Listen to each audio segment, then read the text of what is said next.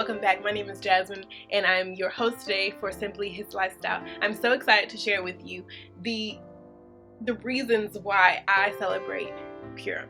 My family and I started doing this maybe a year ago. We were like our third time. Well, Purim, our second time. We missed it the first year when we started doing the holy days. And what the holy days are different celebrations and feasts that the Most High has given us to remember and commemorate His love, His saving, His soon return, all of those beautiful things that we want to remember. So we started doing this, and this specific one is Purim. And Purim is not one of the required ones from the law in Leviticus 23, but it is a fun one, not a fun one, but something that the Hebrews began doing in the time of Esther. And if you know the story of Esther, she was a queen who saved the Israelite people from utter destruction. A man named Haman wanted to go to the king, the Persian king, and say, I don't like these people, so let's get rid of them.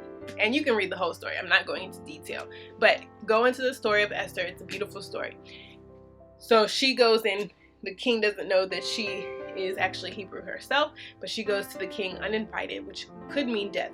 But he allows her, and she asks him to go to a banquet. And so Haman and the king go to a banquet that she sets up. And she does this twice, and then she tells him at the second one that her request is to save her and her people.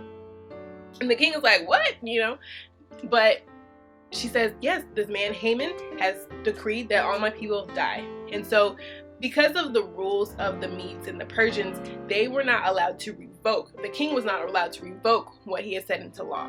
Okay, so he had to come up with a new law that would negate the other one. So if we read in Esther 9, verses 16 and 17, the remainder of the Jews in the king's provinces gathered together and protected their lives, had rest from their enemies, and killed 75,000 of their enemies, but they did not lay a hand on the plunder. So what they did was they killed all these people that were trying to attack them, but they didn't take their stuff. They just killed the people that were trying to attack them. And so this was on the 13th day of the month of Adar. And on the 14th day of the month, they rested and made it a day of feasting and gladness. So they were celebrating the fact that they didn't die. And that's amazing. The Most High used Esther to save His people. And so this is why we celebrate it today. So it happened on the 13th, the day that they killed 75,000 people. And then the 14th and 15th, they just celebrated. They rested. They gave gifts. And it says that here in verse 22 of the same chapter, Esther 9:22, as the days on which the Jews had rest from their enemies, as the month which was turned from sorrow to joy for them, and from mourning to a holiday, that they should make the days of feasting and joy, of sending presents to one another and gifts to the poor. So this is something that we are trying to incorporate. We're going to give gifts, we are going to help the poor, and we're going to feast. And this is something, it's a celebration. So I hope that you guys enjoy your feast of Purim.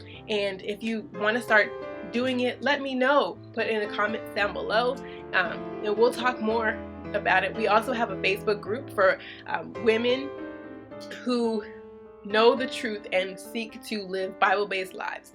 And if you're interested in joining that, follow me on Facebook, and there's a link that says join the group, and you can be approved to join the group.